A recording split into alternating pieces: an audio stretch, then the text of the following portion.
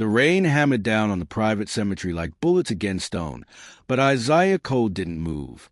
The billionaire magnate knelt in the mud before a marble headstone, his $2,000 chute soaked through, his shoulders shaking with sobs that echoed across the empty graves. Security guards stood at the iron gates, keeping the world out, keeping his grief private.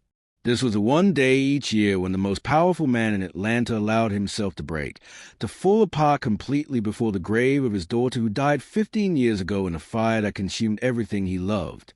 But if you're watching the story unfold, you need to know something that Isaiah Cole doesn't, something that will shatter his world more than that fire ever did. Make sure you stay until the end, because what happens next will leave you speechless. And if you're feeling this story already, hit that subscribe button, because this journey of regret, betrayal, and shocking truth is just beginning. Among the oak trees lining the cemetery's edge, hidden behind a thick trunk and a black umbrella, stood a young woman watching him cry.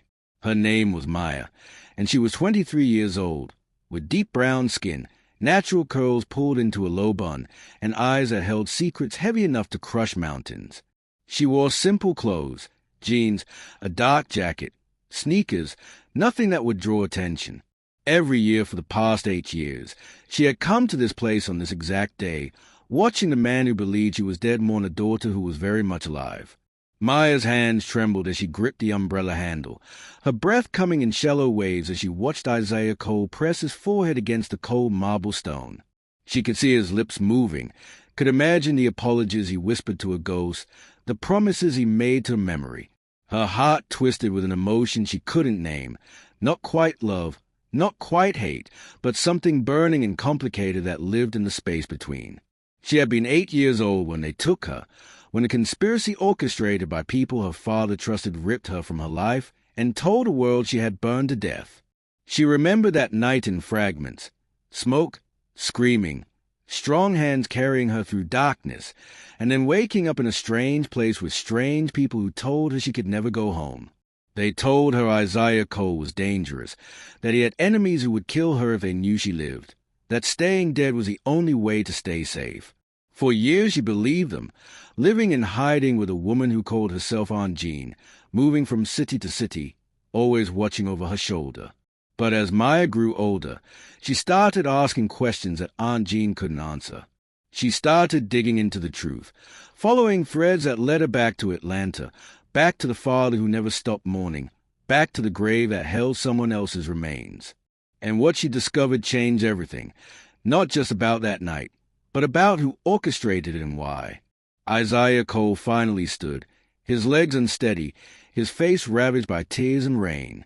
He was 52 years old but looked older today, the weight of 15 years of guilt and grief carved into every line of his face. He had built an empire after losing his daughter. Coal Industries now controlled half the real estate in Georgia, employed thousands, generated billions. But none of it meant anything without her. He had never remarried after his wife died in the same fire, never had other children, never allowed himself to love anything except the memory of the little girl who called him daddy and made him breakfast in bed with burnt toast and too much jelly. He pulled a small teddy bear from inside his jacket, the same one he brought every year, weathered and worn, and placed it gently against the headstone. Then he spoke, his voice hoarse and broken, carrying across the cemetery in the storm. "I'm sorry, baby girl. I'm so sorry I couldn't protect you. I'm sorry every single day." Maya's jaw clenched, tears mixing with rain on her face. She wanted to run to him, to scream that she was alive, that he had mourned for nothing. But the truth was more complicated than that, and revealing herself now would unleash consequences she wasn't ready for. Because the people who took her weren't finished with Isaiah Cole. They were waiting, watching, preparing to strike again, and Maya was caught in the middle of a war she barely understood. The sound of footsteps on wet gravel made Maya press closer to the tree. A black Mercedes pulled up to the cemetery gates, and a man stepped out, tall, dark-skinned, wearing an expensive suit and an expression that radiated authority and coldness. Maya recognized him immediately. Marcus Trent, Isaiah Cole's business partner and oldest friend, the man who had stood beside him through the tragedy 15 years ago and helped build the empire that rose from the ashes. Marcus walked through the gates like he owned them, his security detail following at a respectful distance, and approached Isaiah with careful steps. "Isaiah," Marcus said softly, his hand landing on his friend's shoulder. "It's time to go. Brother, you've been out here 3 hours. You're going to catch pneumonia." Isaiah didn't acknowledge him for a long moment.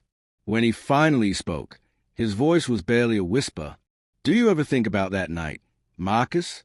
Do you ever wonder if we could have done something different?" Marcus's expression flickered, something dark and unreadable passing across his features before he smoothed it away. "Every day, brother, every single day. But we can't change the past. We can only honor her memory by living well." Maya felt ice slide down her spine as she watched Marcus help her father to his feet, guiding him toward the waiting car. Because 8 months ago, when Maya finally pieced together the truth about the fire, she had discovered something that made her blood run cold.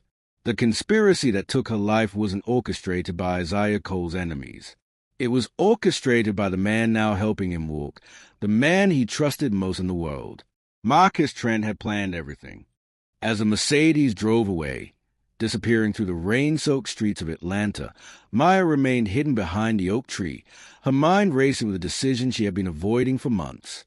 She had proof now, documents, recordings, bank transfers that traced back to Marcus, evidence that he had paid people to stage the fire, to take her, to make Isaiah Cole believe his daughter was dead so that Marcus could slowly, carefully take control of everything Isaiah had built. The plan had worked perfectly.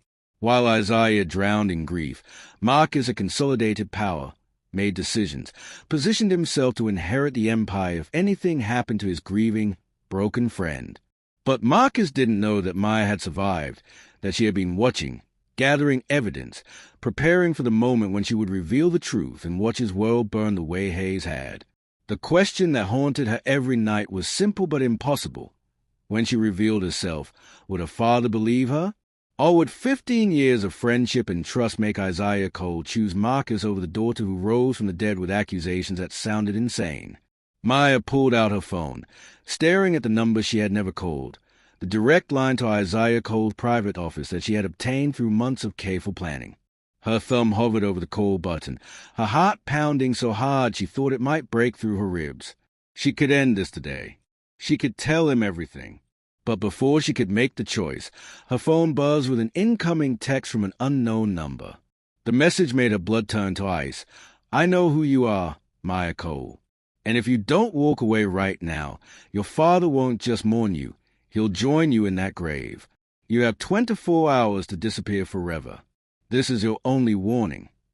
If you're hooked by this twist and want to see what Maya does next, don't forget to like this video and subscribe to the channel.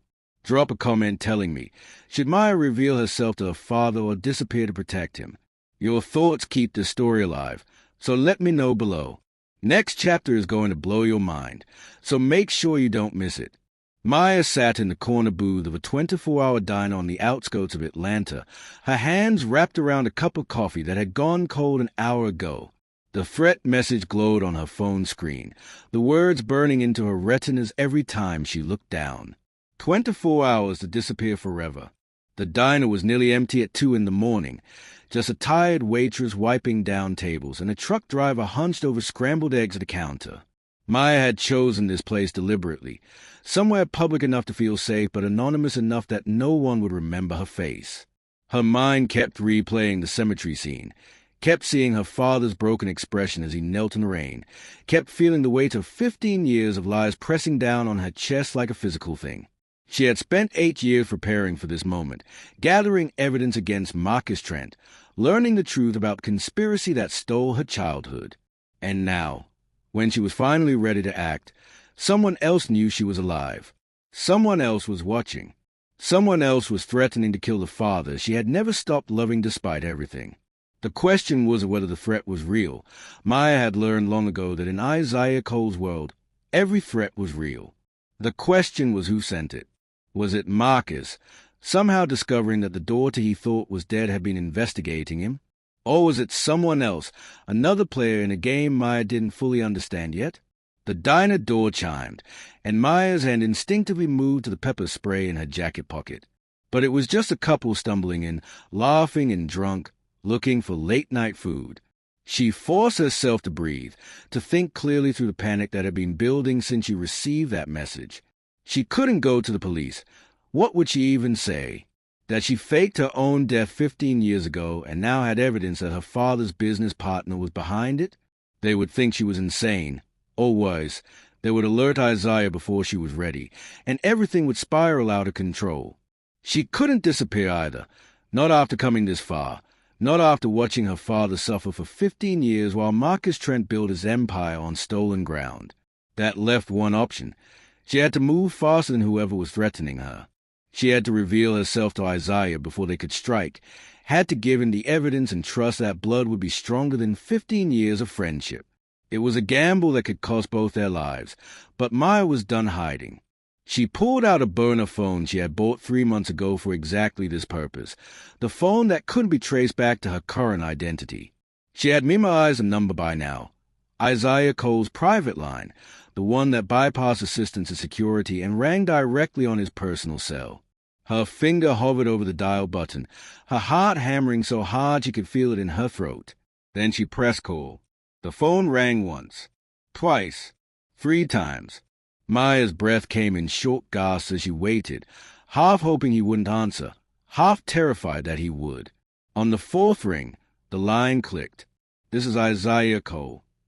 His voice was rough with exhaustion and grief, the same voice Maya remembered from childhood bedtime stories and Saturday morning pancakes. She opened her mouth to speak, but no words came out. What did you say to the father who thought you were dead? How did you start a conversation that would shatter 15 years of mourning and grief? Hello? Who is this? Isaiah's tone shifted, becoming sharper, more alert. Maya could hear movement in the background, could imagine him sitting up in bed, reaching for the lamp. If this is some kind of prank, Daddy. The word escaped before Maya could stop it, before she could think about whether it was the right way to start, before she could second-guess herself into hanging up. The word she hadn't spoken out loud in 15 years, the word that tasted like childhood and safety and everything she had lost. Silence crashed down the line, so complete that Maya thought for a moment the call had disconnected. Then she heard breathing, harsh and uneven, heard what might have been a sharp intake of breath or the beginning of a sob. Who is this? Isaiah's voice came out strangled, barely above a whisper. This isn't funny. Whoever you are, this isn't. It's me, Daddy. It's Maya.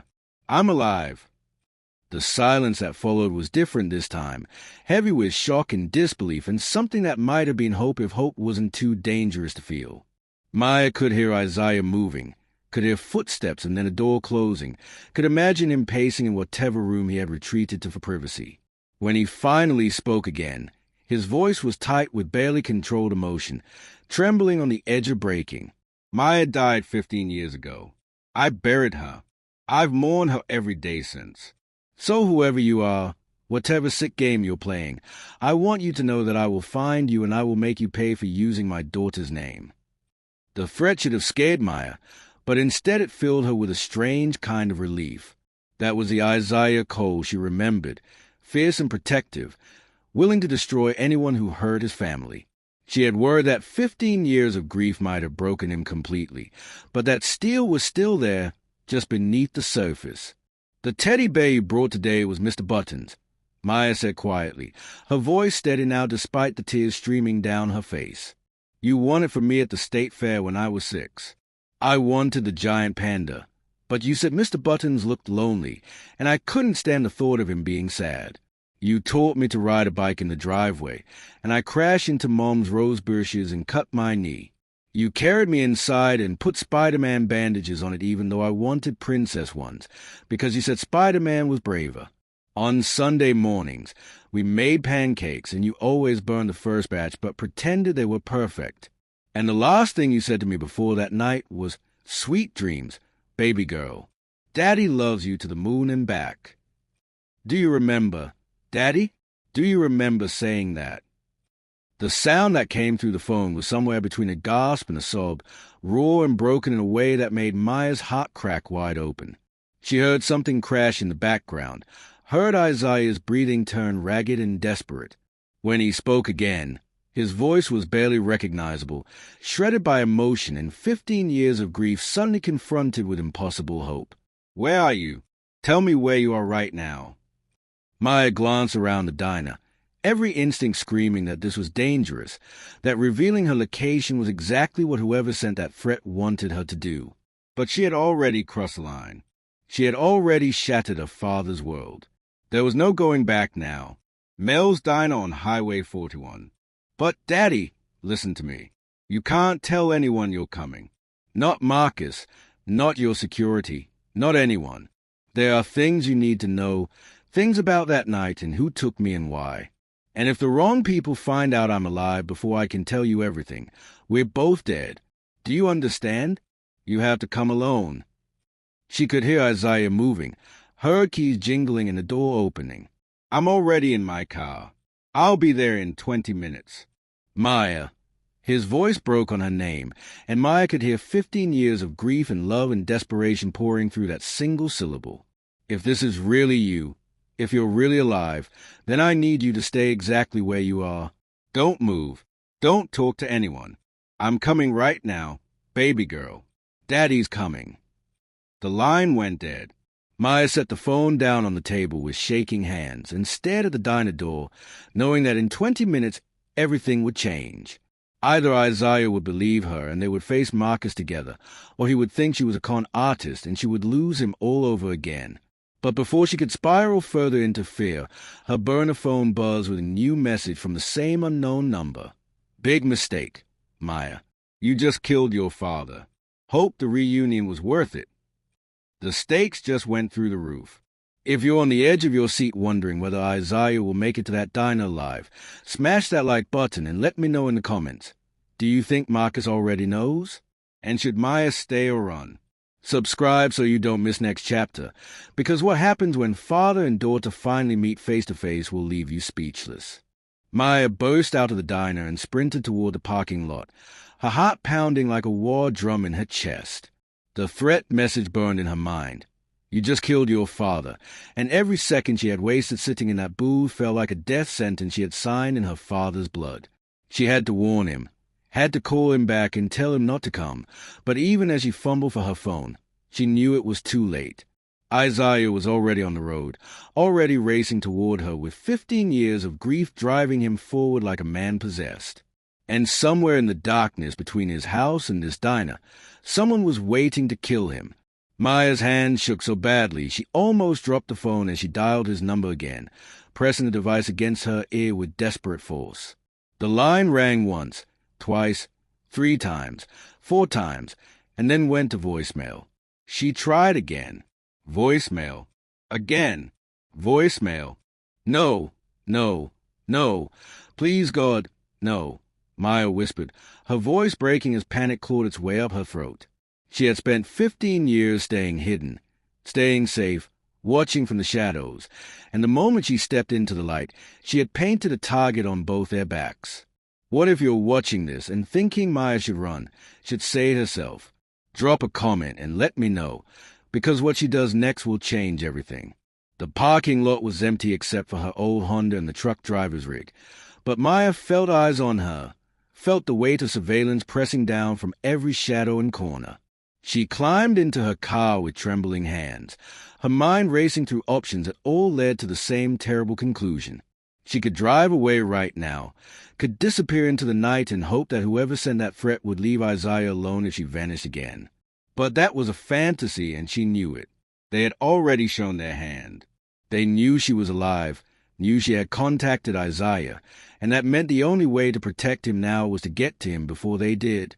Maya jammed her key into the ignition, and the engine roared to life. She pulled out of the parking lot with screeching tires, heading north on Highway 41 toward the route Isaiah would be taking from his estate in Buckhead. Her phone sat in the cup holder, and she kept glancing at it, kept hoping it would ring with Isaiah's voice telling her he was okay, that he had turned back, that he was safe. But the phone stayed silent, and with every mile that passed, the dread in Maya's stomach grew heavier. She had studied Isaiah's routines obsessively over the past 8 months. She knew he would take Peachtree Road to the highway, knew he drove a black Range Rover with custom plates at Red Coal One, knew he never traveled without at least 2 security vehicles flanking him. Except tonight he was coming alone because she had asked him to. Tonight he was vulnerable because she had made him that way. The guilt was suffocating, but Maya pushed it down and focused on the road ahead, her headlights cutting through the darkness as she pushed the Honda to 80 miles per hour. The northbound lane was nearly empty at this hour, just a few scattered vehicles and the occasional semi-truck hauling goods through the night. Maya's eyes scanned every car she passed, looking for Isaiah's Range Rover, looking for anything suspicious. Her phone finally buzzed, and she grabbed it so far she nearly swerved into the next lane. But it wasn't Isaiah calling back. It was another text from the unknown number, and this one made her blood run cold. "Turn around, Maya. You can't save him, but you can still save yourself. Last chance." Maya threw the phone onto the passenger seat and pressed hard on the gas pedal, the Honda shuddering as it hit 90. Whoever was sending these messages wanted her afraid, wanted her to run, wanted her to abandon her father the same way she had been forced to abandon him 15 years ago. But Maya had been a scared 8-year-old child then. She was 23 now, and she had spent 8 years preparing for this war. She wasn't running anymore. She rounded a curve in the highway, and her headlights illuminated something that made her slam on the brakes. A black Range Rover pulled over on the shoulder, its hazard lights flashing, its driver's door hanging open. Maya's heart stopped. She recognized those custom plates even from 100 yards away. Coal One, her father's car. She pulled over behind it, her hand shaking so badly she could barely put the car in park, and then she was running toward the Range Rover with her father's name tearing out of her throat like a prayer and a scream combined. The Range Rover was empty. The keys were still in the ignition, the engine still running, warm air blowing from the vents. Isaiah's phone lay on the driver's seat. Its screen cracked like someone had thrown it or dropped it in a struggle. Maya's breath came in ragged gasps as she spun in a circle, searching the darkness on both sides of the highway. Trees lined the shoulder, thick and impenetrable, and beyond them lay nothing but Georgia wilderness stretching for miles. "Daddy!" Maya screamed into the night, her voice raw and desperate. "Daddy, where are you?" Silence answered her, broken only by the sound of distant traffic and her own thundering heartbeat. Then she heard it, a groan, faint and pained, coming from the tree line about 30 feet from the road. Maya sprinted toward the sound, crashing through underbrush and low-hanging branches, her phone's flashlight cutting weak beams through the darkness.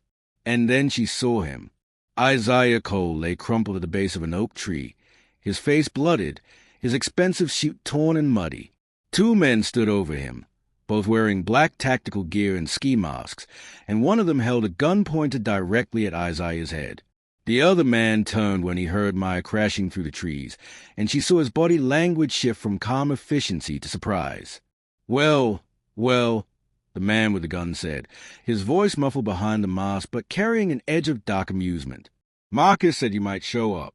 Looks like the dead girl has 9 lives after all. This just made our job a whole lot easier."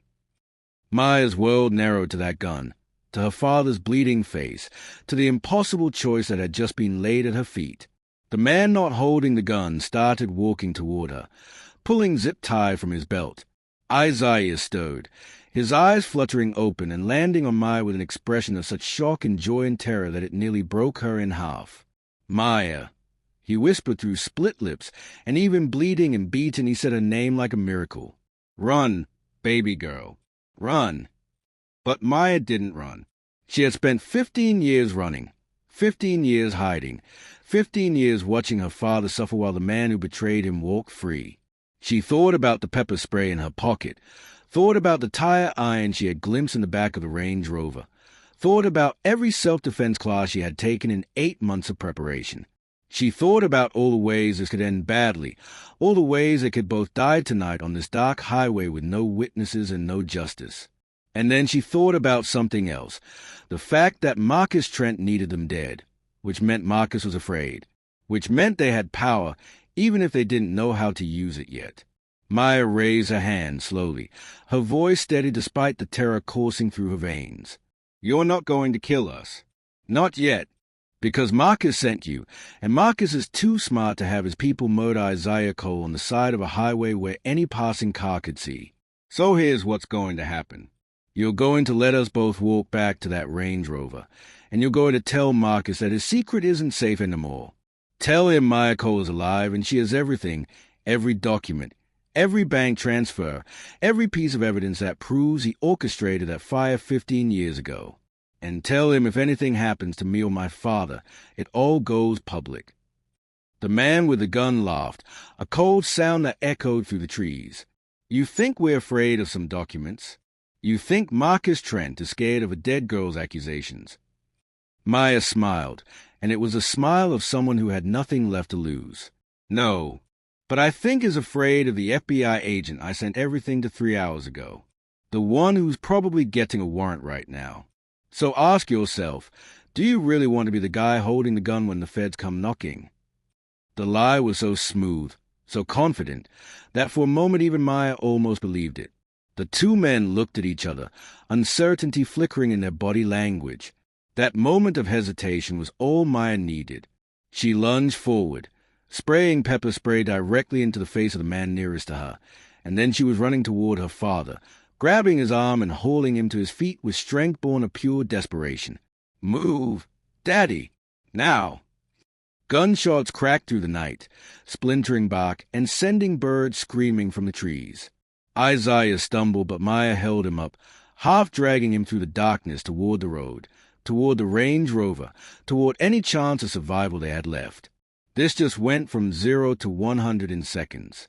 If your heart is racing right now, hit that like button and tell me in the comments, will Maya and Isaiah make it out alive? Do you think Marcus knows his plan is falling apart? Subscribe because next chapter is going to reveal truths that will shake this entire story to its core. Don't miss what happens next. Maya's hand shook on the steering wheel as she drove the Range Rover through back roads she barely knew. Her father slumped in the passenger seat beside her, his breathing shallow and labored. They had made it out of those woods alive, but barely. The sound of gunshots still echoed in Maya's ears, and every pair of headlights behind them made her heart jump into her throat, certain that Marcus's men were coming to finish what they started. Isaiah pressed a hand against his ribs, wincing with pain, and Maya knew he needed a hospital.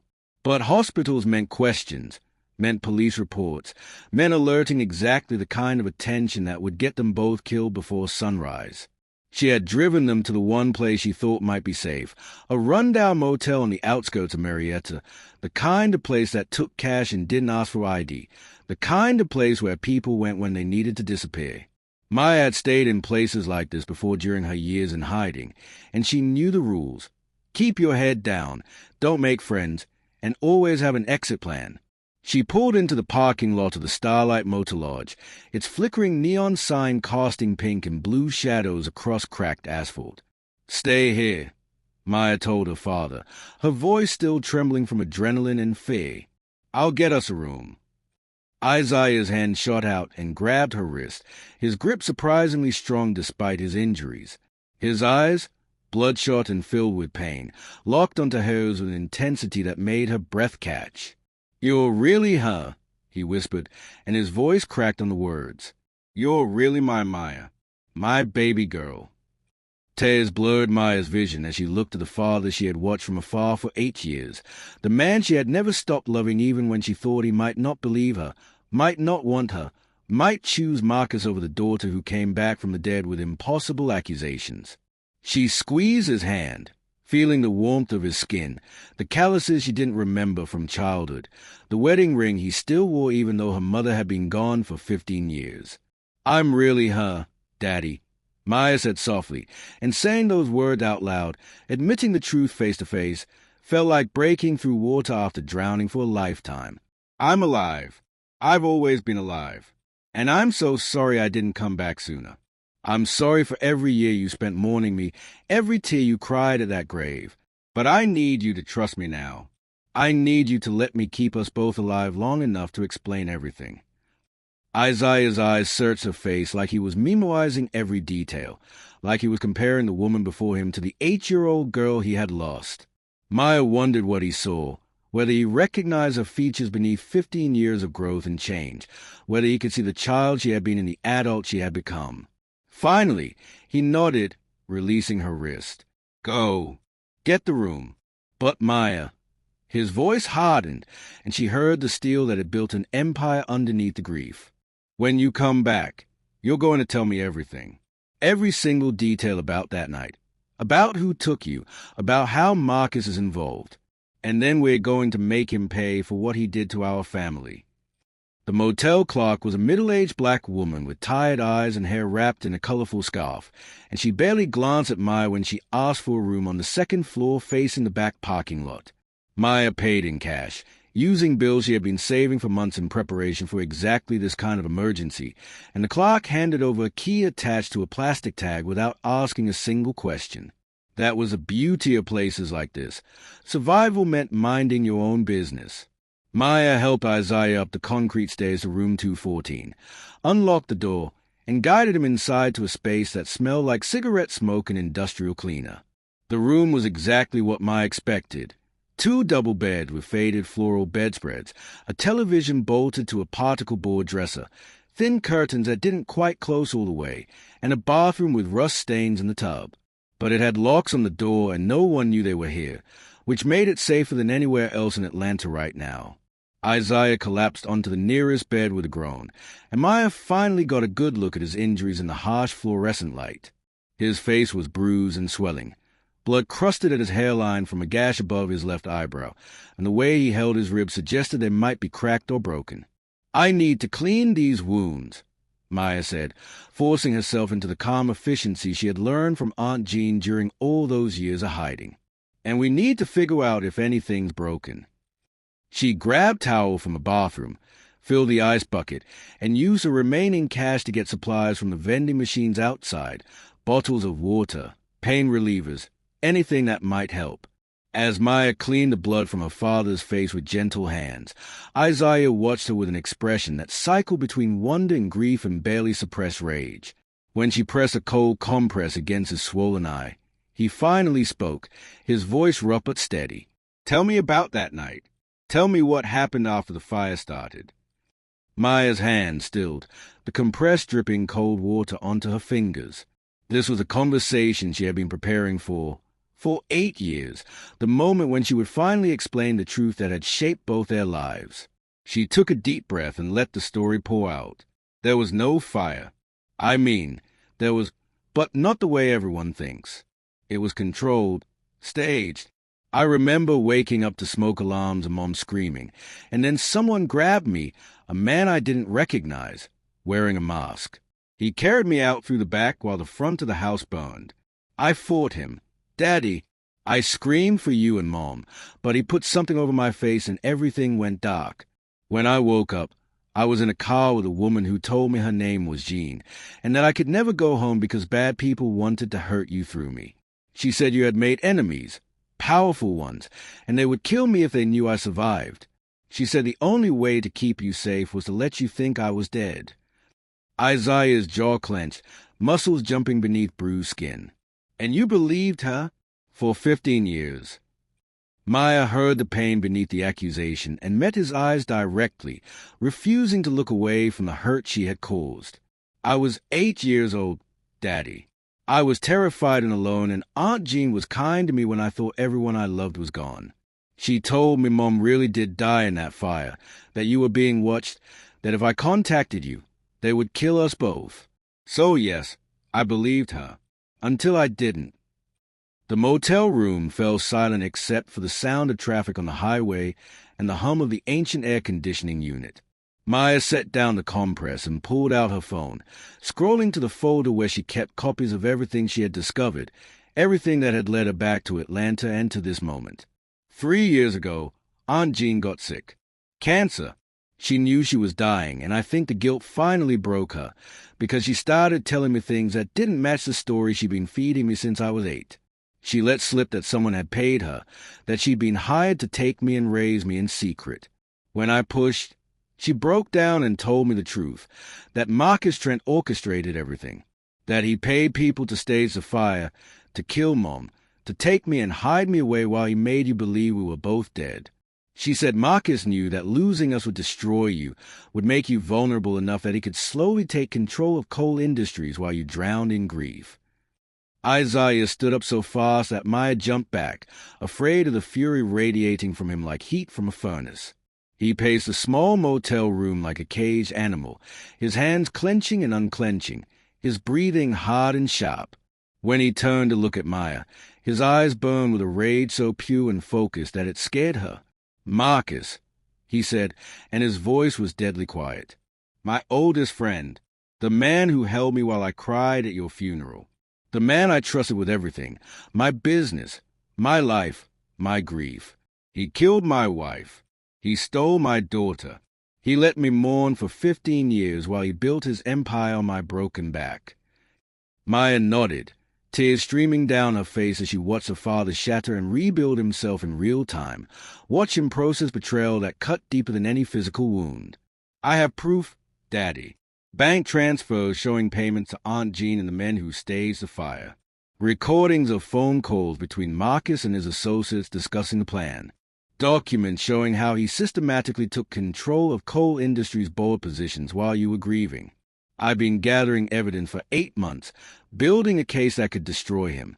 But I needed you to know the truth first. I needed you to believe me." Isaiah crossed the room in 3 strides and pulled Maya into his arms, holding her so tightly she could barely breathe, and she felt his whole body shaking with sobs he had been holding back since the moment she said his name in that diner. "I believe you, baby girl," he whispered into her hair, his voice breaking. "And I swear on everything I have left, Marcus Trent is going to pay for what he did to us. He's going to lose everything, the same way he made me lose everything. We're going to destroy him." Maya clung to her father, feeling 15 years of separation and grief begin to crack and heal, feeling the bond between them snap back into place like it had never been broken. But even as she held him, even as she felt safe for the first time in 15 years, her phone buzzed with another message that made her blood run cold. "Touching reunion. Too bad neither of you will live to see sunrise. Marcus sends his regards." And then the lights in the motel went out. Things just got even more intense. If you're holding your breath wondering how Maya and Isaiah will survive the night, drop a like and comment below. Do you think they can really take down Marcus, or is he always one step ahead? Make sure you're subscribed because next chapter is going to bring the revenge you've been waiting for, and you do not want to miss it. Darkness swallowed the motel room completely, and Maya's instincts kicked in before her mind could catch up. She grabbed Isaiah's arm and pulled him down behind the bed closest to the window, her other hand already reaching for the pepper spray in her jacket. Outside, she could hear movement, footsteps on the concrete walkway, at least 3 different sets, moving with the deliberate precision of trained professionals who knew exactly where their targets were hiding. Maya's mind raced through their options and came up empty. They were trapped on the 2nd floor with only one exit, and Marcus's men were already outside that door. The window led to a 2-story drop onto concrete, which would injure them both, and Isaiah was already hurt badly enough that he might not survive the fall. But staying in this room meant dying, and Maya hadn't survived 15 years in hiding just to get murdered in a cheap motel because she had finally tried to save her father. If you're watching this and your heart is pounding, make sure you drop a comment telling me what you would do in this situation, because Maya is about to make a choice that changes everything. She pressed her lips close to Isaiah's ear and whispered so quietly that even she could barely hear herself. "When I say run, we go out that window. Don't think. Don't hesitate. Just jump and roll when you hit the ground. There's a drainage ditch behind this building that leads to the street. We get there, we disappear into the neighborhood, and we don't stop running until we're somewhere with witnesses and cameras and people who will notice if we die." Isaiah's hand found hers in the darkness and squeezed, and Maya felt the same fierce protectiveness in that grip that she remembered from childhood, from the father who had checked under her bed for monsters and promised that nothing would ever hurt her as long as he was alive. Except Marcus had hurt her, had stolen her, and Isaiah hadn't been able to stop it because he hadn't known the monster was already in his house, sitting at his table, calling him brother. The doorknob rattled. And then a voice came from outside, calm and professional and absolutely terrifying in its lack of emotion. "Maya Cole, Isaiah Cole, we know you're in there. Mr. Trent asked us to deliver a message.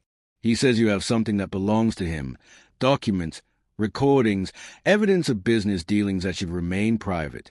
He's willing to make a deal. You give us everything you have, and we let you walk away tonight. You can disappear again. Maya, you can take your father and leave Atlanta and never come back. All Mr. Trent wants is his property returned and his privacy protected. It's a fair offer, considering the alternative." Maya felt Isaiah tense beside her, felt the rage rolling off him in waves, and she knew what he was thinking. That Marcus believed they would negotiate, that he thought 15 years of friendship and betrayal could be bargained away like a business transaction, that he imagined they would hand over the evidence and trust him to let them live when he had already proven he would kill anyone who threatened his power. The voice outside continued, patient and almost reasonable. "You have 30 seconds to open this door and accept the deal. After that, we come in and we do this the hard way." Maya didn't wait for the 30 seconds to expire. She pulled Isaiah to his feet, and together they moved toward the window in complete darkness, their hands finding the frame, fingers working to unlock the latch that had probably been painted shut a dozen times over the years. Behind them, something heavy slammed against the motel room door. Once, twice, there was splintering on the third impact. Maya threw her shoulder against the window and felt it give, sliding open with a shriek of warped metal, and then she was pushing Isaiah through, following right behind him as the door burst open and flashlight beams cut through the darkness like searchlights hunting prey. They fell through the night air, and for one eternal second, Maya felt weightless and free and absolutely terrified. Then she hit the ground hard, pain exploding through her ankle and shoulder, the breath knocked from her lungs. She rolled instinctively, the way she had learned in those self-defense classes she had taken obsessively for the past 8 months, and came up on her feet despite the screaming agony in her ankle. Isaiah had landed beside her, groaning but moving, and Maya grabbed him and pulled him toward the drainage ditch she had seen earlier when they drove in. Shouts erupted from above, and then a gunshot cracked through the night, the bullet hitting concrete inches from Maya's head, sending chips of stone flying into her face. She didn't look back, didn't think, just ran with her father's weight heavy against her side, both of them stumbling and bleeding and alive. They crashed through the drainage ditch, splashing through ankle-deep water that smelled like rotten chemicals, their feet slipping on algae-covered concrete. Maya could hear pursuit behind them, heavy boots hitting pavement, more shouts, the sound of vehicles starting up to cut off their escape routes. But the ditch led under the highway overpass and connected to a residential neighborhood that Maya had mapped weeks ago when she first started planning for contingencies, for the moment when everything went wrong and survival meant knowing every exit in a 10-block radius.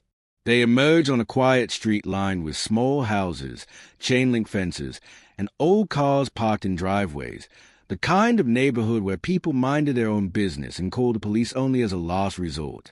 Maya pulled Isaiah behind a rusted pickup truck, and they crouched there, both of them gasping for breath, both of them shaking from adrenaline and pain and the knowledge that they had just barely escaped death for the second time tonight.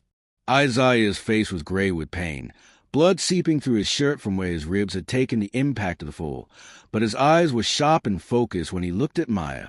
"We can't keep running," he said quietly, his voice steady despite everything. "Marcus will send more people. He'll hunt us until we're dead or until we give him what he wants. We need to go on a fence, baby girl. We need to hit him before he can hit us again." Maya knew he was right, but the thought of confronting Marcus directly, of walking into the lion's den after barely escaping his hunters, seemed like suicide. Then again, running forever wasn't survival. It was just a slower death, the kind Maya had been living for 15 years. She pulled out her phone, checking for damage and finding the screen cracked but still functional. The evidence was backed up in 3 separate cloud accounts under fake names, protected by encryption that would take even a skilled hacker weeks to break. But Maya had one more weapon that Marcus didn't know about, something she had been saving for exactly this moment. "I lied to those men in the woods," Maya said, pulling up a contact number she had memorized but never called. "When I said I sent everything to the FBI 3 hours ago.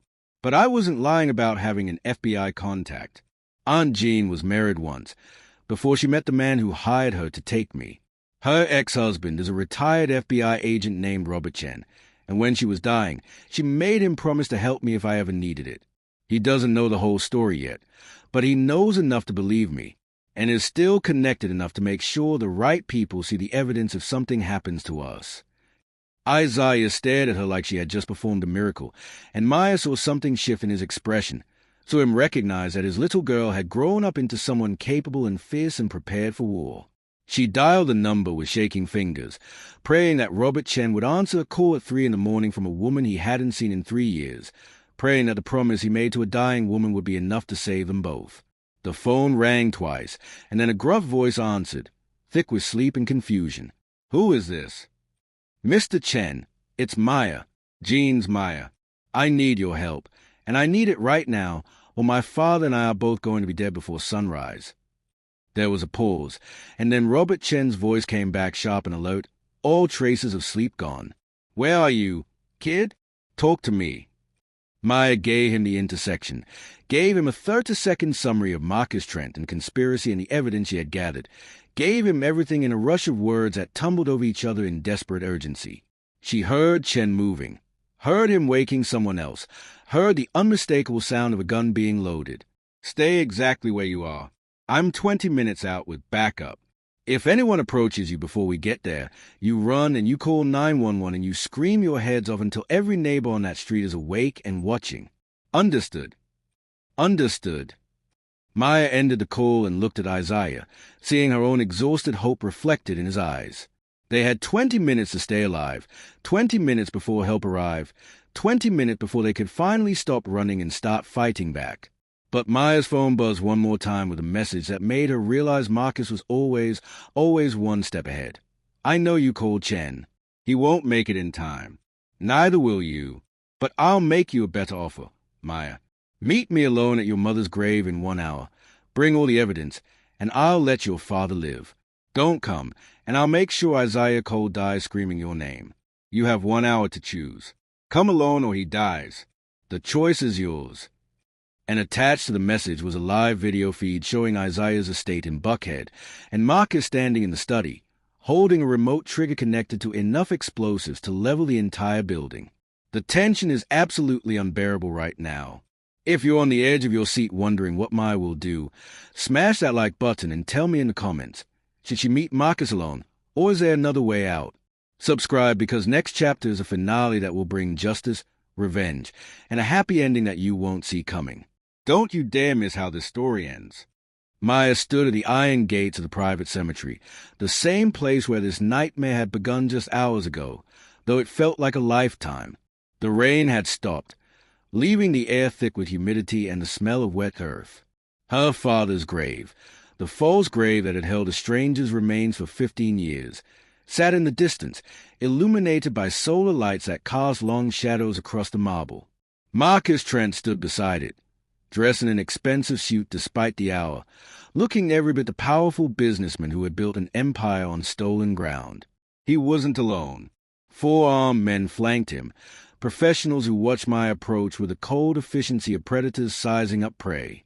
Maya had left Isaiah with Robert Chen and 2 other former FBI agents in a safe house across town, had promised her father she would come back alive, had seen the terror in his eyes when she walked away. But she hadn't come here to surrender, and she hadn't come here to negotiate. She had come here to end this, once and for all. Marcus smiled when he saw her, the kind of smile that had fooled Isaiah Cole for 30 years, the smile of a friend and brother and trusted confidant. "Maya, you actually came. I have to admit, I'm impressed. Most people would have run, would have chosen their own life over their father's.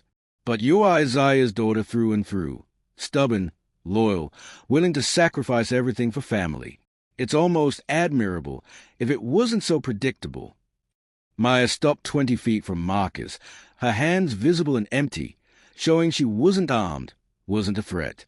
But in her pocket, her phone was recording everything, transmitting live to Robert Chen and to 3 different backup servers, capturing every word Marcus said. She had learned from 8 years of hiding that the best weapon wasn't a gun or a knife. It was evidence Testimony, the truth preserved in ways that couldn't be erased. "You killed my mother," Maya said, her voice steady despite the rage burning in her chest like acid. "You stole me from my father and let him mourn for 15 years while you took everything he built. You destroyed our family because you were jealous, because you wanted what he had, because you couldn't stand being second to anyone. And now you think you can threaten to blow up his house, and I'll just hand over the evidence that proves what you are? You think I'm stupid enough to believe you'll let us live after I give you what you want?" Marcus's smile didn't waver, but something cold and sharp flickered in his eyes. "I think you're smart enough to know that I always win, Maya. I won 15 years ago when I turned Isaiah's greatest strength, his love for his family, into his greatest weakness. I won every year after that while he drowned in grief, and I built Coal Industries into something bigger than he ever dreamed. And I'll win tonight, because you're going to give me those files, and then you're going to disappear again, and your father is going to spend the rest of his miserable life wondering if you were ever real or just another ghost come back to haunt him." The cemetery was silent except for the sound of distant traffic, and Maya's heartbeat thundering in her ears. She thought about everything Marcus had taken from her childhood, her mother, her father's happiness, 15 years of life lived in shadows and fear. She thought about Isaiah kneeling in the rain at this very spot, year after year, apologizing to a daughter who wasn't dead, mourning a wife whose murder had never been solved. She thought about all the ways Marcus had won, all the times he had been one step ahead, all the moments when his careful planning had seemed unbeatable. And then Maya smiled, because Marcus Trent had made one fatal mistake. He had assumed she came here alone. "The thing about recording devices," Maya said conversationally, pulling her phone from her pocket and holding it up so Marcus could see the screen, "is that they work both ways. Everything you just said, Robert Chen heard it. The Atlanta Police Department heard it. And about 50,000 people watching a live stream right now heard it. You just confessed a murder and conspiracy and 15 years of fraud while the whole world was listening. So no, Marcus, you don't win tonight. You lose everything." Marcus's face went white, then red, rage twisting his features into something ugly and desperate. He lunged toward Maya, but before he could take 2 steps, the cemetery exploded with light and sound. Police vehicles poured through the gates, sirens wailing, officers shouting commands. Helicopters thundered overhead, spotlights turning night into day. Robert Chen emerged from behind a mausoleum with a tactical team, weapons drawn, voices amplified through megaphones demanding Marcus and his men drop their weapons and get on the ground. Maya stood perfectly still as chaos erupted around her, watching Marcus Trent realize that his empire was crumbling in real time, that his carefully constructed lies were being broadcast to the world, that a girl he thought he had buried 15 years ago had risen up and destroyed him. His men surrendered immediately, professional enough to know when a situation was lost. But Marcus just stared at Maya with hatred so pure it could have burned through steel, his hands clenching and unclenching like he wanted to wrap them around her throat. "You think this is over?" He hissed as officers forced him to his knees, snapping handcuffs around his wrists. "You think you've won? Isaiah will never forgive you for the years you took from him. You will spend the rest of your life making up for lost time that you can never get back. You destroyed him just as much as I did. Maya, you just did it differently." Maya walked closer, crouching down so she was eye level with the man who had stolen everything from her. And when she spoke, her voice was quiet but filled with a kind of strength that came from surviving 15 years of hell and coming out the other side still standing. "The difference between you and me, Marcus, is that I can make it right. I can give my father back his daughter, give him a chance to know who I become, give him a future instead of just a past. But you don't get forgiveness. You don't get second chances. You get to spend the rest of your life in prison thinking about how you lost everything because you underestimated the little girl you tried to bury. Sweet dreams, Marcus. I hope they're worth what they cost you." 6 months later, Maya stood in the kitchen of her father's estate in Buckhead, making pancakes the way Isaiah had taught her when she was 6 years old, with too much butter and chocolate chips that definitely weren't part of the original recipe. Isaiah sat at the kitchen island, laughing as she burned the first batch, but pretended they were perfect, continuing the tradition they had started 15 years ago and lost and found again. Marcus Trent was in federal prison awaiting trial on charges that would keep him locked up for the rest of his natural life. The evidence Maya had gathered had led to 14 additional arrests of people involved in conspiracy, including the men who had staged the fire and Aunt Jean's handler who had paid her to hide Maya. Coal industries had been restructured, with Isaiah taking back full control and implementing changes that honor both his late wife's memory and his daughter's return. The media had called it the most shocking corporate scandal in Georgia history, but for Maya and Isaiah, it was simply justice.